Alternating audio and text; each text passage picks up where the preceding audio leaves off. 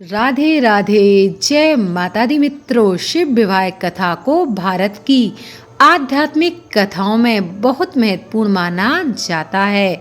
शिव विवाह में पार्वती जी के पिता शिव जी का वंश जानना चाहते थे। फिर शिव जी ने क्या जवाब दिया, कथा में बताया गया है कि शिव जी मौन क्यों बैठे रहे। पार्वती जी के पिता ने सोचा कि अपने कुल वंश के बारे में भी नहीं जानते हैं। भगवान शिव जी और माता पार्वती जी की शादी बड़े ही भव्य तरीके से आयोजित हुई थी। पार्वती जी की तरफ से कई सारे उच्च कुलों के राजा, महाराजा और शाही रिश्तेदार इस शादी में शामिल हुए थे, लेकिन शिव जी की ओर से कोई रिश्तेदार इस शादी में शामिल नहीं हुआ था, क्योंकि वे किसी भी परिवार से ताल्लुक नहीं रखते हैं। आइए जानते हैं इस कहानी के बारे में। लेकिन इस कहानी को पूरा जानने से पहले यदि आपको वीडियो पसंद आए, अर्थात यह धार्मिक कथा पसंद आए, तो प्लीज़ वीडियो को एक लाइक ज़रूर करें, चैनल को सब्सक्राइब करें और कमेंट बॉक्स में जय भोलेनाथ और माता पार्वती जी ज़रूर लिखें। भोलेनाथ और माता पार्वती जी की कृपा से आपके घर में लक्ष्मी माता का आगमन हमेशा बना रहे और माता की कृपा आप सभी पर हमेशा बनी रहे। तो चलिए दोस्तों, कथा को प्रारंभ करते हैं। जब शिव जी और पार्वती जी का विवाह होने वाला था तो एक बड़ी सुंदर घटना हुई। उनकी शादी बहुत ही भव्य पैमाने पर हो रही थी। इससे पहले ऐसी शादी कभी किसी ने कहीं नहीं देखी थी। शिव जी जो दुनिया के सबसे तेजस्वी प्राणी थे और शिव और पार्वती जी एक दूसरे को अपने जीवन में महत्वपूर्ण हिस्सा बनाने वाले थे। तभी एक ऐसी घटना हुई जिसे सुनकर आप लोग भी दंग रह जाओगे। इसलिए इस वीडियो को पूरा ज़रूर देखें, तभी वीडियो आपको सही ढंग से समझ में आएगी। शिव शंकर जी और माता पार्वती जी की शादी में बड़े से बड़े और छोटे से छोटे लोग शामिल हुए थे। सभी देवता तो वहाँ मौजूद थे ही, साथ ही असुर भी वहाँ आए थे। आम तौर पर जहाँ देवता जाते थे वहाँ असुर जाने से मना कर देते थे, और जहाँ असुर जाते थे वहाँ देवता नहीं जाते थे। शिव जी पशुपति हैं, मतलब सभी जीवों के देवता भी हैं। तो सारे जानवर, कीड़े मकोड़े और सारे जीव उनकी शादी में उपस्थित हुए थे। यहाँ तक कि भूत पिशाच और विक्षिप्त लोग भी उनके विवाह में मेहमान बनकर पहुँचे थे। जिन लोगों की आपस में बिल्कुल नहीं बनती थी वह भी भोलेनाथ की शादी में अपने झगड़े भूलकर शामिल हुए थे। यह एक शाही शादी थी। एक राजकुमारी की शादी हो रही थी, इसलिए विवाह समारोह से पहले एक महत्वपूर्ण समारोह होना था। भगवान शिव और देवी पार्वती जी की वंशावली के बखान की रस्म होनी बाकी थी। वर वधू दोनों की वंशावली घोषित की जानी थी। एक राजा के लिए उसकी वंशावली सबसे अहम चीज होती है, जो उसके जीवन का गौरव होता है। तो पार्वती जी की वंशावली का बखान खूब धूमधाम से किया गया।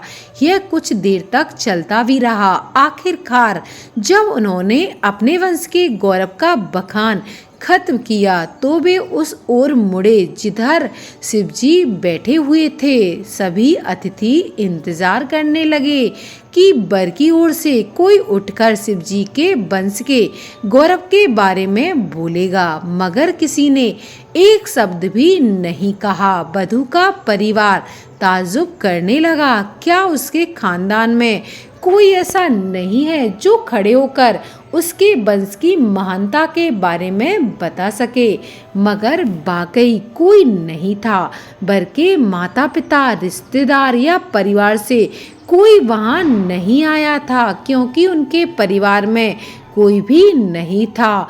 वह सिर्फ अपने साथियों गणों के साथ ही वहाँ पर उपस्थित हुए थे, जो विकृत जीवों की तरह दिखते थे। वे इंसानी भाषा तक नहीं बोल पाते थे और अजीब सी बेसुरी आवाज़ें निकालते थे। वे सभी नशे में चूर और विचित्र अवस्थाओं में लग रहे थे। फिर पार्वती जी के पिता पर्वतराज ने शिव जी से अनुरोध किया, कृपया आप अपने वंश के बारे में कुछ बताइए। शिव जी कहीं शून्य में देखते हुए चुपचाप बैठे रहे।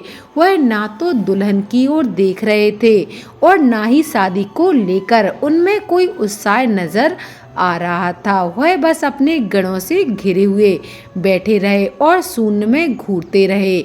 वधू पक्ष के लोग बार बार उनसे यह सवाल पूछ रहे थे, क्योंकि कोई भी अपनी बेटी की शादी ऐसे आदमी से नहीं करना चाहेगा जिसके वंश का अता पता ना हो। उन्हें जल्दी थी, क्योंकि शादी के लिए शुभ मुहूर्त तेजी से निकला जा रहा था। मगर शिवजी मौन थे, कुछ भी नहीं बोल रहे थे। समाज के लोग, कुलीन, राजा, महाराजा और पंडित बहुत घृणा से शिव जी की ओर देखने लगे और तुरंत फुसफुसाहट शुरू हो गई। इसका वंश क्या है? यह बोल क्यों नहीं रहा है? अपने वंश के बारे में बात क्यों नहीं कर रहा है? इसका परिवार किसी नीची जाति का हो और इसे अपने वंश के बारे में बताने में शर्म आ रही होगी, इसलिए नहीं बोल रहा है। नारद मुनि ने इशारे से बात समझानी चाहिए।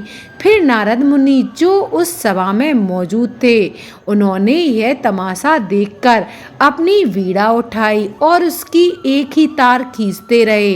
वह लगातार एक ही धुन बजाते रहे, टोइंग टोइंग टोइंग। इससे खींचकर पार्वती जी के पिता पर्वतराज अपना आपा खो बैठे। यह क्या बकवास है नारद जी? हम भर की बंसावली के बारे में सुनना चाहते हैं, मगर वह कुछ बोल नहीं रहे हैं। क्या मैं अपनी बेटी की शादी ऐसे आदमी से कर दूं? और हे नारद जी, आप यह खिजाने वाला अर्थात हमें गुस्सा दिलाने वाला सुर क्यों कर रहे हैं? क्या है कोई जवाब है? नारद जी ने जवाब दिया, वर के माता पिता नहीं हैं। राजा ने पूछा, क्या आप यह कहना चाहते हैं कि वह अपने माता पिता के बारे में नहीं जानते हैं? ऐसा इस धरती पर कोई नहीं है जिसके माता पिता ना हो। बिना माता पिता के कोई बच्चा जन्म लेता है क्या? तो नारद जी ने सभी को बताया कि भगवान शिव शंकर जी स्वयंभू हैं, ना ही इनकी माता हैं और ना ही इनके पिता हैं। इनकी कोई विरासत भी नहीं है, इनका कोई गोत्र नहीं है, इनके पास कुछ भी नहीं है। इनके पास अपने खुद के अलावा कुछ और नहीं है। पूरी सभा नारद जी की बातों को सुनकर चकरा गई। पर्वतराज ने कहा, हम ऐसे लोगों को भी जानते हैं जो अपने पिता या माता के बारे में नहीं जानते। ऐसी दुर्भाग्यपूर्ण स्थिति हो सकती है, मगर हर कोई किसी न किसी से जन्म जरूर लेता है। ऐसे कैसे हो सकता है कि किसी का कोई पिता या माँ ना हो?